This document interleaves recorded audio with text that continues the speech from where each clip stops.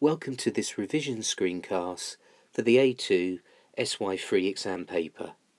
Now what I'm going to try and do in this video is explain what I would be thinking when I tackle an SY3 exam paper. So I'm going to explain the types of things that I would be thinking about question by question if I was to tackle the exam paper that I'm going to use as an example in this particular video. And obviously the aim of this screencast is to try to get you thinking as clearly and as logically when you tackle the real exam paper. So remember that the SY3 paper is called Understanding Power and Control, and what you need to know is that this is the politics paper. And from the moment that you're given this exam paper in the exam hall, your mind needs to be as active as possible. And the first thing to note when they give you the exam paper is the time that you've got to complete the exam.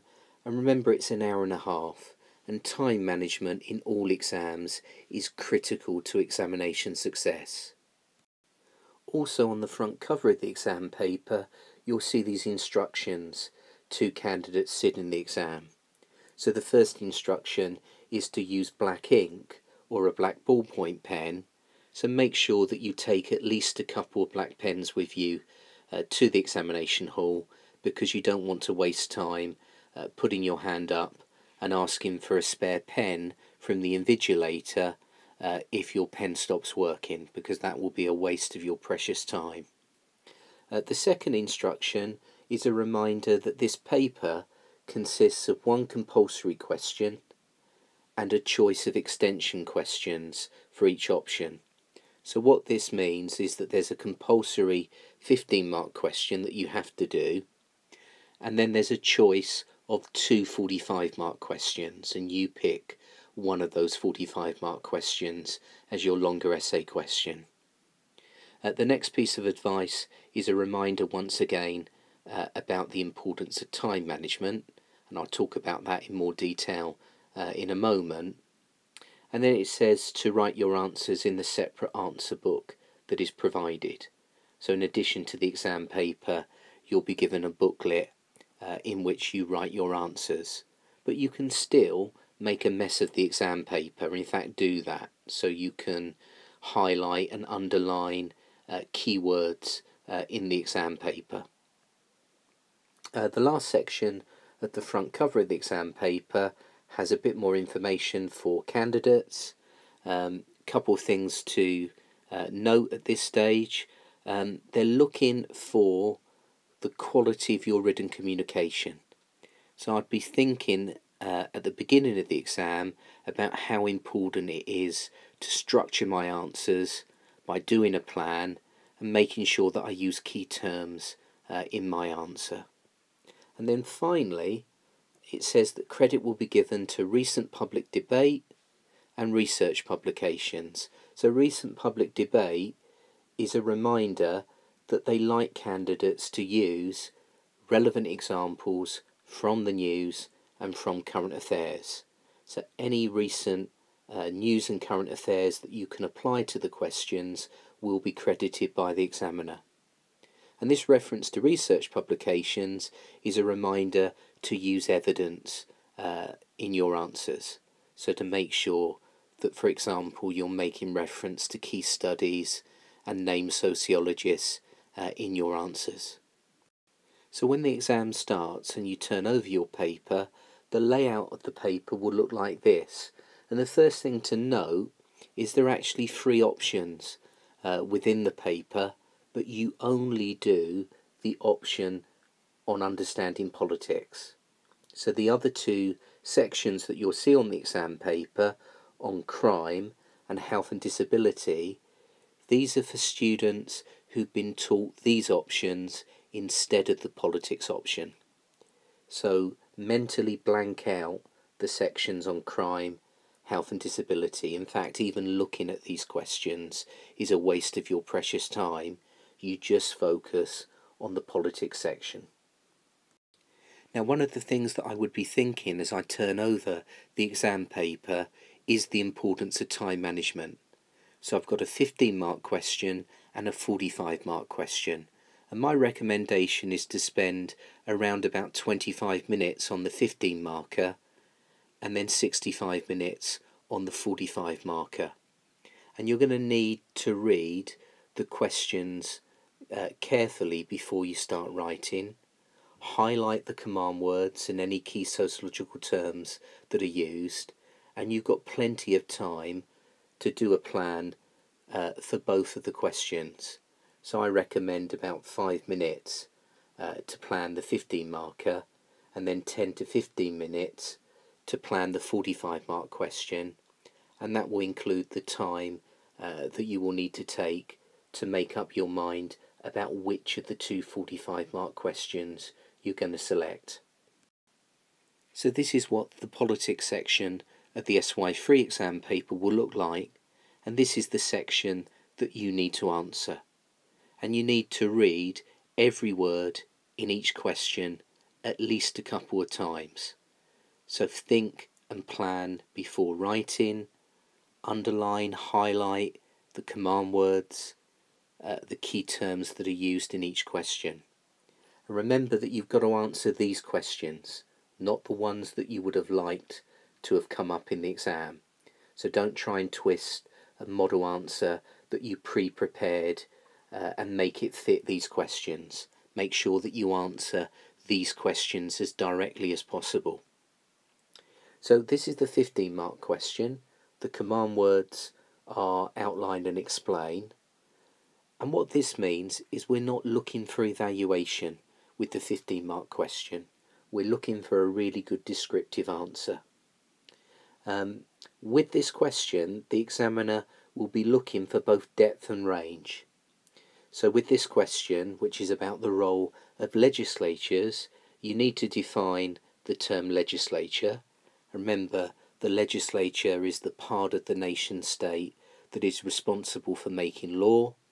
And in the context of Great Britain, the national legislature, the main law-making body, is of course the Parliament based in Westminster, consisting of the House of Commons and the House of Lords. But we've also got legislatures in Wales and Scotland, thanks to devolution, that also make law. Now, going back to this point about depth and range, once you've defined the term legislature, you've got to then make at least 4 points about the role of legislatures, so that each point, make sure that it's fully explained, make sure that it's linked to relevant examples, and make sure that you don't lose focus on the role of legislatures. So, for example, the role of the National Parliament in Westminster is obviously to pass legislation. It also approves the budget that is set by the government. It also scrutinises and holds to account the government. And if we're talking about the role of legislatures in Scotland and Wales, an additional role that these legislatures have is they also reflect people's sense of national identity. So the 15 mark question you have to do, and normally the 15 mark question will ask you to explain one of the key terms from the specification. So make sure that you know all of the key words from the specification before you get into the exam. Then we've got the 45 mark question, and remember we've got a choice here. So we don't do both of these questions, we pick one of those questions. And we've got plenty of time to think about this and to do a plan. Remember, I'm recommending 10 to 15 minutes to think about this question and to do a plan. And that gives you plenty of time to make up your mind about which question is going to be the strongest for you. And you want to give that some serious thought, because you don't want to start a question, get about halfway through it, only to realise that the other question would have been much stronger for you. So I'm going to imagine that I'm going to do this first question, evaluate the usefulness of elite theory in understanding power in contemporary society. when I'm looking at these longer essay questions, one of the key things that I would be thinking is, what type of essay question is this? Remember, there are three types of longer essay questions. There are questions that ask you to evaluate a claim. There are questions that ask you to evaluate a particular theory. And there are questions that ask you to evaluate sociological explanations. And each of these essay questions requires a slightly different structure. So with this question, it's a question that's asking me to evaluate a theory. In this case, it's elite theory. So I'd immediately be thinking, in terms of my planning, I need a 5-part essay structure where I introduce the question, I describe the main characteristics of elite theory, I look at key studies and writers that we would associate with this perspective, and in this section I'd need to make it clear that there's both classical elite theory through the work of people like Pareto, Mosca, Robert Michaels, but there's also the power elite theory that we associate with C. Wright Mills in America and Williams in the context of Britain. Then I need to evaluate elite theories, and this needs to be the longest section of my answer, because this time the command word is evaluate. So for these 45-mark questions, the command words tend to be evaluate, discuss, or assess, and that's clearly signposting to you that you can't just describe things. 15-marker, we need good description. With this 45-marker, we need to describe the theory, but we also need to look at the strengths and the weaknesses of the theory. And as I said, that needs to be the longest section. And remember, when we're thinking about critically evaluating theories and explanations, there are 3 questions that can help you to generate really good criticisms. So when you think about theories, think to yourself, what does the theory leave out? What are the blind spots of the theory? What things doesn't it explain? What things does it ignore? Secondly, what are the underlying assumptions that the theory makes, and can those assumptions be challenged? And thirdly, are there particular things that the theory perhaps exaggerates, overemphasizes, overgeneralizes on? So, going back to this question, evaluate the usefulness of elite theory in understanding power in contemporary society. This term that's used quite a bit on sociology exam papers, contemporary society, that just means nowadays, that just means modern societies. When I'm looking at 45-mark questions, one of the things that I would be thinking about is, what's the debate that underpins the question? What are the key sociological issues that underlie the question? And this question is about the nature of power within society. And the key underlying debate is this one. Is power concentrated in the hands of a small group, which of course is the argument that elite theorists make about oligarchies or elite rule, or can that view be challenged? Could we argue that power is actually dispersed and widely shared amongst many different competing groups? And I'd be thinking all the time when I was writing that I've got to link every point that I make back to the question, back to this issue of assessing whether or not elite theory is a useful way of understanding the distribution of power in contemporary society. So I'd be thinking with this question that I can use other theories like Marxism and pluralism, but I've got to relate those perspectives directly to elite theory. In other words, I've got to use these theories to either support or challenge and criticise the specific claims that elite theory is making.